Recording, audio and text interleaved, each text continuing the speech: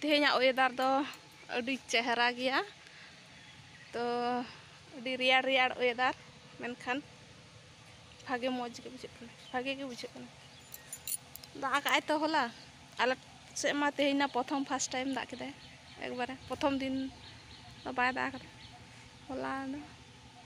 सोमवार मंगलवार मंगलवार दाग सोमवार ले तो बाय दाग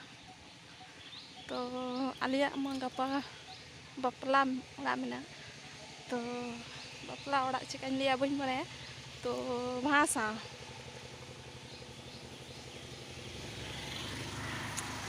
भाषा मेना गपा तो काज काम चला कना आले संगिन ये यदियो देखा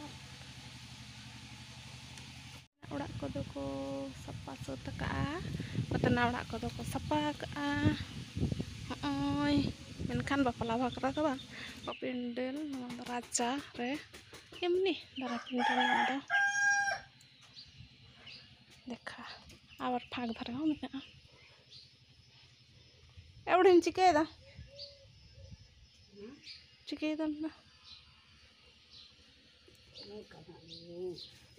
तताय काय ना को जत्तो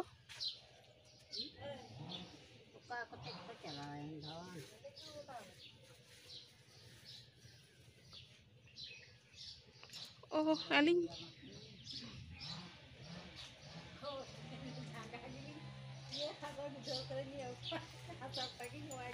अलिंग जे हैं बा उनका कतंगल तनी ताबे ना को अलिंग जाम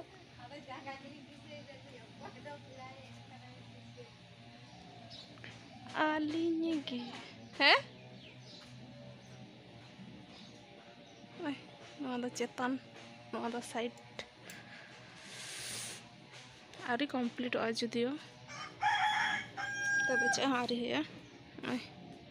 नवा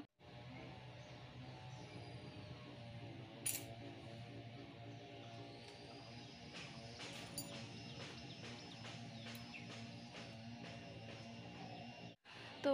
nyal ke gया पे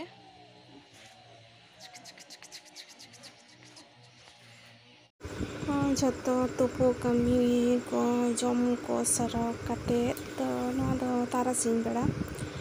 गैस रे उतु चंदा होई कना तो खूब दो बाय तारा सिंह कना तो कौन तो 3टा खन बजा कना तो कमी हितो तो कडी चाप ᱧᱚᱜ रे मेना आकात खातिर ते माने बारिया रे इसिन कना दाका दो चूल्हा रे और उतु दो गैस रे तेहें दो बेसी किछु उतु बांग होयोआ तो आड़ा भाजी होय कना और ओय डाल और पुरई आड़ा को खड़ा को और सब्जी और नेल होयो कना फ्रिज रे जे और कोनो सब्जी मेना से जहाना और नेल होयो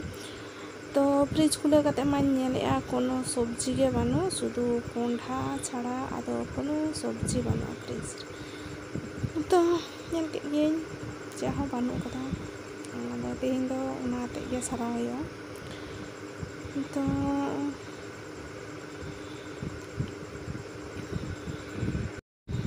तो इसिन मसंग गुड़ियो कते हितो दोलिन सेन कना मा लाटा पे रास्ता रे मेना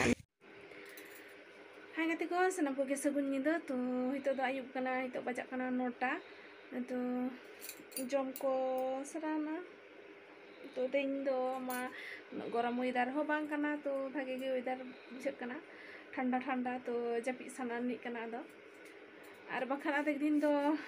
गरम खातिर ते आडी 10टा 11टा हरि फाक करे कटी अचुर बड़ाया ओका करे होय दा एका करे बा